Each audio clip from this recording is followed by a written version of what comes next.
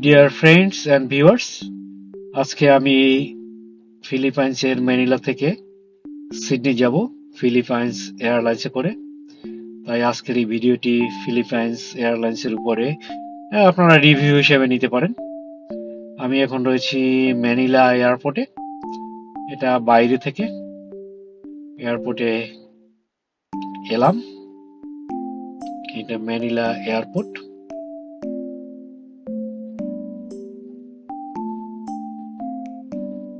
এখানে একজন তিনি প্লেন দেখছেন বাইরে থেকে।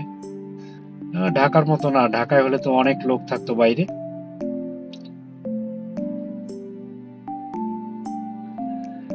আমি ইমিগ্রেশন কাস্টম শেষ করে এয়ারপোর্টের ভিতরে ঢুকলাম।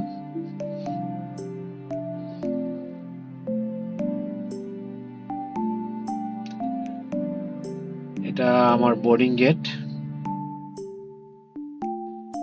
এখান থেকে সিডনি যাবে, 10 নাম্বার গেট। আমার ফ্লাইট নাম্বার PR211 সিডনি। 10:45 আমার ফ্লাইট ছাড়বে। এখনো সঠিক সময়ে ফ্লাইট ছাড়বে বলে আশা করছি।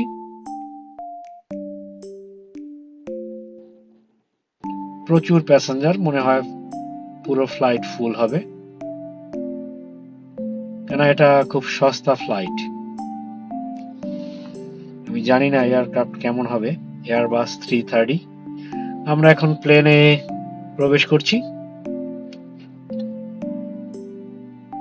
এখন বাজে প্রায় 10টা।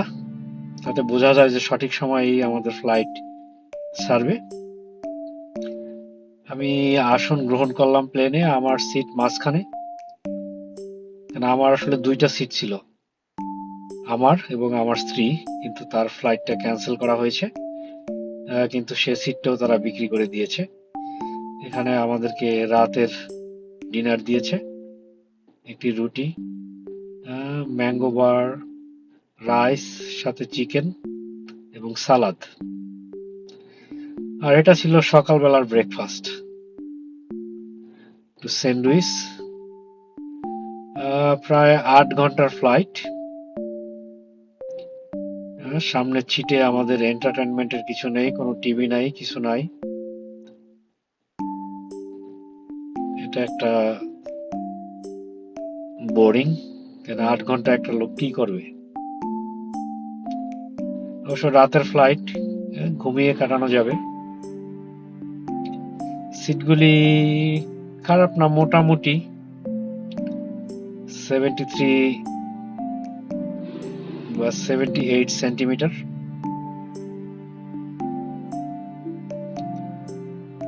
বাজেট এয়ারলাইন্সের চেয়ে একটু ভালো। আমি সিটে বসে রয়েছি। আমরা সিডনিতে আধা ঘন্টা আগে চলে আসছি, কিন্তু আমরা এয়ারপোর্টে অপেক্ষা করছি, হ্যাঙ্গারে আমাদেরকে আসতে দেয়নি। এটা সিডনি এয়ারপোর্ট।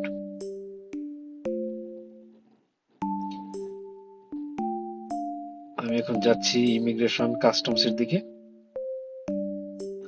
সিডনি এয়ারপোর্টটা সুন্দর। ইমিগ্রেশনের দিকে যাচ্ছি। এখানে আমি অটোমেটিক ইমিগ্রেশন করব।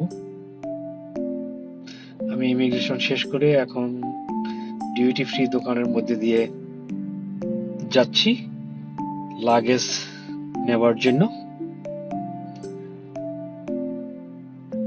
আমি এখান থেকে লাগেজ নিয়ে আজকে আমি ট্রেন ধরে সিডনি ডাউনটাউনে চলে যাব। এখান থেকে 15 মিনিট ট্রেনে।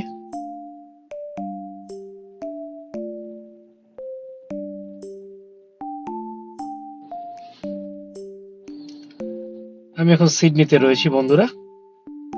এটাই ছিল আজকের ছোট্ট একটি ভিডিও ক্লিপ। Thank you.